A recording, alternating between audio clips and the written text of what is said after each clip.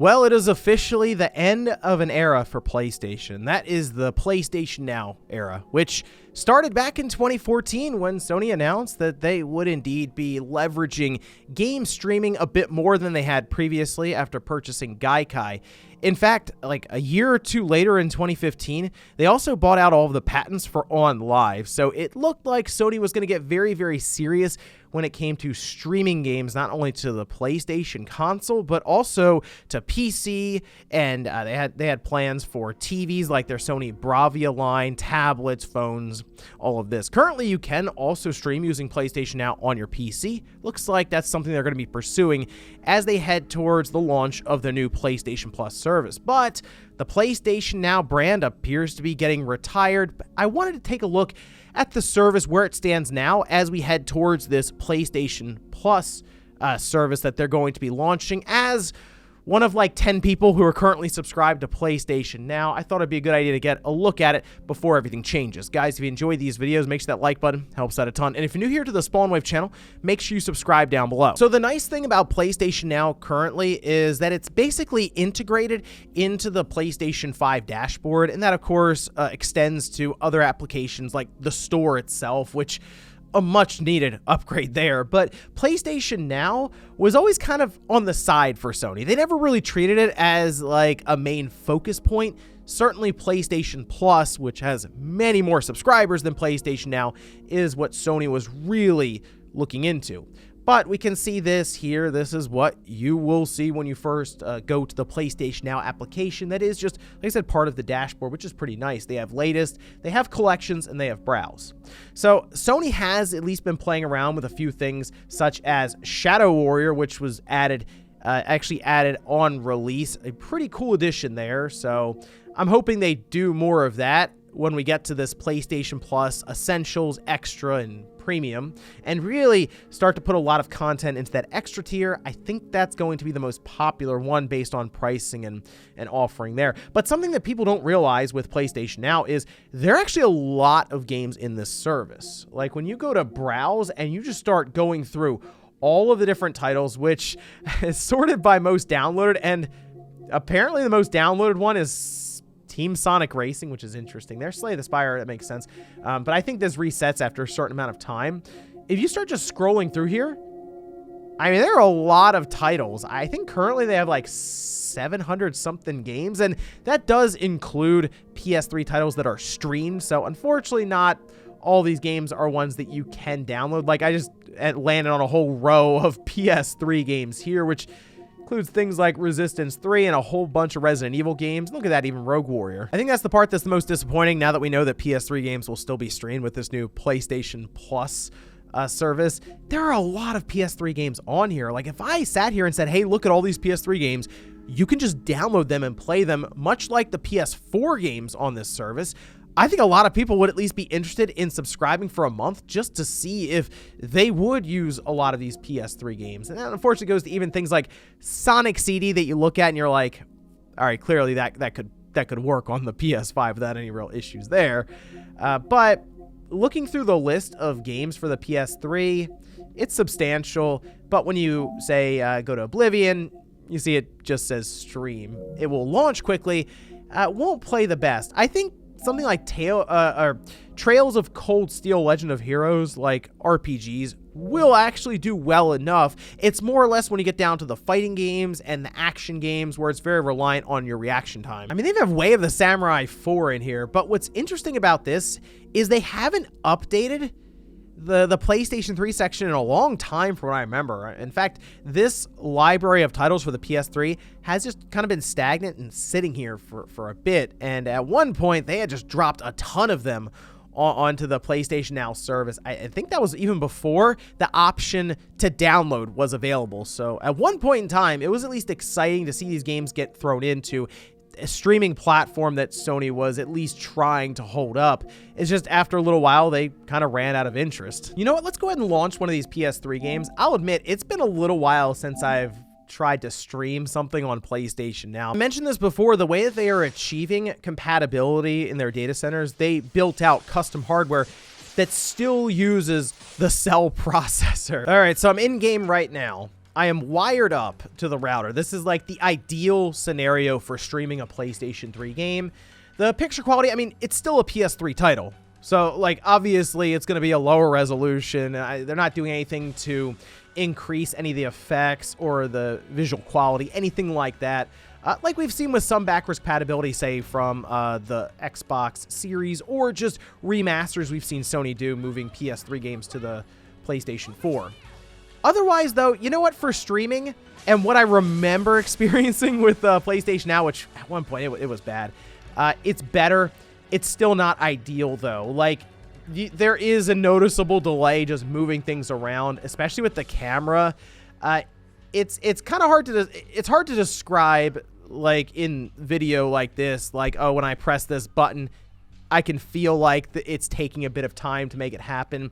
But, like, it's still technically playable. Like, if you have no other option, you're like, I absolutely want to experience Infamous, you could do it. It's just going to be frustrating at times when there's more reaction-based gameplay going on. This is a series that's been left on the PlayStation 3 where it originated, with Second Son on the PS4. So I think it'd be really cool to go back to this through the eyes of the PlayStation 5, playing it natively. Unfortunately, it sounds like if they do an emulator for the PS3, it's gonna be a little while, so we'd have to rely on a remaster of these original games. So I fired up Resistance 3. This is definitely a series that it needs the remaster treatment from Sony. There's no other way to put it. I mean, visually, it's kind of hard to tell at times what's going on because the image is lower resolution, of course, but you couple that with the needing to stream, and it does not look great on a larger screen like this. So this is one that I would love to see Sony go back, do a full, like, trilogy remaster, especially if they ever have plans to revisit this and maybe come back with a new Resistance game from Insomniac. Not really holding my breath because Insomniac seems pretty busy right now, but I guess you never know. This would definitely work as, like, a multiplayer title for Sony, and they at least seem interested in more of these service-based games, but not the greatest game to experience through streaming, especially when you factor in that you also would want a higher frame rate and solid response time for a first-person shooter. So let's talk about some of the downloadable games, because this is certainly something that flies under the radar for PlayStation Now. I think there are a lot of people who still just believe that it is a streaming-only service, and I've talked about this before in Newswave. You can download quite a few titles. Now, a lot of it has to do with, was it a PlayStation 4 game or was it a PlayStation 3 game? Because PS5 titles at this time are not on this service. That's coming with the PlayStation Extras tier that's going to be introduced in June. But if you just kind of scroll through here, there are a lot of games that you can just download and play natively, which is pretty cool to just have this selection of games. Instead of just that streaming button, there's also a download button. It will just leave it on your dashboard for your PlayStation 5, and you can just jump right into it. I mean, they have quite a few Final Fantasy games on here. There's 9, 7, 8 remastered, 10, 10, 2, Final Fantasy 12. So even if you're someone who is just interested in, like, the Final Fantasy games, they're all here. You have, like, God Eater 2, you have God of War 3 Remastered that's on the PlayStation 4. Even, like, things like Grand Theft Auto Vice City, the Definitive Edition. GTA 3 went to this service a month after that trilogy released. I mean, I guess now, technically, they've at least been patched up, so they'll run a bit better there. But, like, Gravity Rush 1 and 2 is on here, which is kind of cool to at least have access to some of these smaller titles that didn't necessarily do as well at retail. Just having access to them here just to try them on a whim is nice. This is pretty funny. I forgot Loco Roco was moved to the PlayStation 4 so you could play this one. I remember playing this on my PSP way back when, and I have not checked it out since. So, like, these are the kind of discoveries that I like about these subscription services with hundreds of games. Sure, you're not gonna have time to get to every single one, but you might be kind of scrolling through one night and see something like this and go, oh, you know what, I will check that out. But here's the section that I'm most curious about with the new PlayStation Plus tiers that are upcoming, and that has to do with their retro lineup. With PlayStation Now, it's lacking pretty much across the board. We have PlayStation 2 games, but it mostly comes down to which titles were moved to the PlayStation 4 as downloadable games that Sony felt like getting the licensing to or already had. I mean, seriously, this is it. Like, if you go to just the retro section for PlayStation Now, you have 3 rows, then Fantavision. I guess the nice thing about this, though, is because they were moved to PlayStation 4, I'm pretty sure the vast majority of them are able to be downloaded and played. They do have Rogue Galaxy, which is an awesome game, you know, to go through. I really liked Rogue Galaxy. I played it on the PS2, and I think I played it after the Xbox 360 came out, but it was so good that I just kind of put the 360 away for a while to play this title. So they have some standouts here, and I mean, even things like Dark Cloud 2 is pretty cool. Hey, look, there's even Ape Escape 2. You can go through that. But I'll admit, I have some pause with this new tier setup for PlayStation Plus, only because they mention like over 300 games that will be there for the retro library. They name PS1, PS2, PS3, and PSP. There's no PSP here in PlayStation Now, so that'll be new. But there are a lot of PS3 titles. Look, I went here. This is the selection of PS3 games. Remember, they said like 300 or so with all of those grouped up. They already have a lot of PS3 titles here. So I'm trying to figure out if it's going to be like 80% streamed PS3 titles and then like 20% of the PS1, PS2, and PSP all grouped up. I'm hoping that's not the case.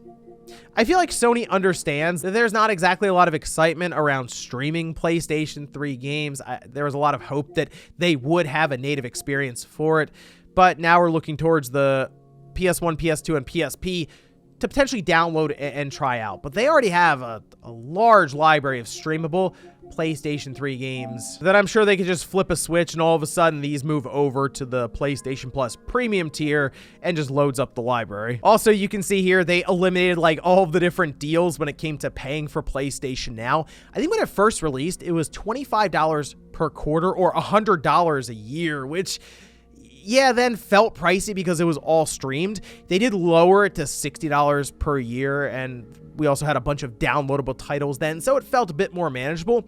But now they've eliminated that because it's going to convert to PlayStation Plus Premium. So if you can find those $60 cards and you feel like you would be interested in that premium tier based on a large catalog of downloadable games and then these retro titles, if you can find them, I would grab them because they'll convert over. Otherwise, though, they moved it down to just $9.99 per month or $120 per year, like the premium tier. Oh, this is new. They have a little box all the way on the right. So they'll have like some of the highlights for the month that they put at the top here, like Shadow Warrior 3 being dropped in. But all the way on the right, they have the PlayStation Now logo and an arrow for PlayStation Plus. PlayStation Now is changing soon, emerging with PlayStation Plus. Does nothing when I click on it. It's just telling me, hey, we're just going to move you over to the PlayStation Plus premium tier. But yeah, end of an era, as that logo for PlayStation Now is pretty much going away, and we're just going to replace it with that yellow plus sign, which is a shame. I'm going to miss the guitar pick logo, but that's pretty much it for PlayStation Now. End of an era. Like I said, in a couple of months, this is being retired, and it's just going to be merged in with PlayStation Plus. It's pretty much still going to be the same thing, I guess, just with more options, as PlayStation 5 games will be included, as well as PS1, PSP, and maybe more PS2 titles. For me, as I'm one of the 10 people who have subscribed to PlayStation Now, it's just an upgrade completely for me. But let me know what you guys think about this, especially if you're someone who's never tried out PlayStation Now. Are you interested to check out that highest premium tier, or are you thinking, okay, it's all streamed PlayStation 3 games, I'm going to stick to that extra tier where it's all downloadable PS4 and PS5 games? Thanks, guys, for watching, and I'll see you next time.